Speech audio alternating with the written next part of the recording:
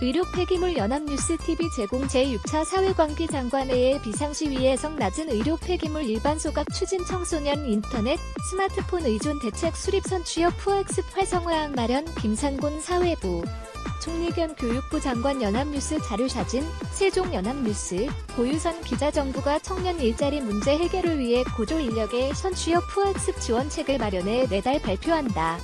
또 의료 폐기물 발생량을 2020년까지 20%가량 줄이고 청소년의 인터넷, 스마트폰 과몰입 예방에 나서기로 했다.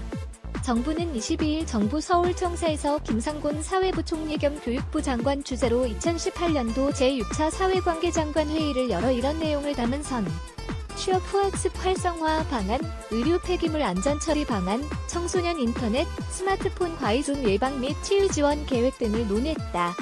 관계부처장, 차관들은 고교 졸업 후 대학 진학보다 취업을 선택한 재직자가 언제든지 역량개발 기회를 가질 수 있도록 선취업 후학습 체제를 구축하는 게 중요하다는 데 의견을 모으고 활성화 방안을 마련하기로 했다.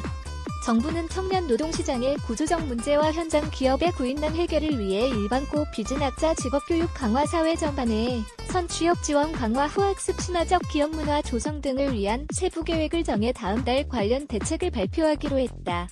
회의에 참석한 이성기 고용노동부 차관은 청년 실업 문제는 일률적으로 대학에 진학하는 사회현상과 연관이 있다며 후학습 인증 사업을 신설하고 취업을 원하는 일반 계고 학생을 위한 직업능력 개발을 활성화하겠다고 밝혔다.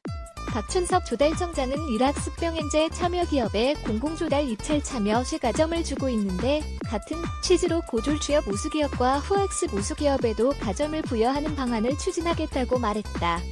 사회관계장관회에서 발언하는 김상곤 부총리, 서울연합뉴스, 김승도 기자 김상곤 사회부총리 겸 교육부장 관이 22일 서울 세종로 정부 서울청사에서 2018년도 제6차 사회관계장관회의를 주재하며 발언하고 있다. 킴즈도와이너, K야도 의료 폐기물이 매년 늘고 있지만 처리시설이 부족하다는 지적에 따라 정부는 의료 폐기물 감축 안전한 처리체계 구축 이해관계자 간 협력체계 구축을 목표로 대응책 마련에 나섰다. 정부는 먼저 일반 폐기물이 불필요하게 섞여 나오는 사례를 줄여 의료 폐기물 발생량을 2020년까지 20% 감축, 2017년 대비 할 계획이다. 현재 의료기관에서는 상당량의 일반 플라스틱이나 포장재 등도 의료 폐기물과 함께 배출하는 실정이다. 정부는 또한 적정 수준의 처리시설을 확보하기로 했다. 단순 민원으로 처리시설 설치가 제한되지 않도록 폐기물 처리업 허가를 적극적으로 추진하고 대형 병원 내 멸균시설 설치 활성화를 위해 관련 법 개정을 검토한다.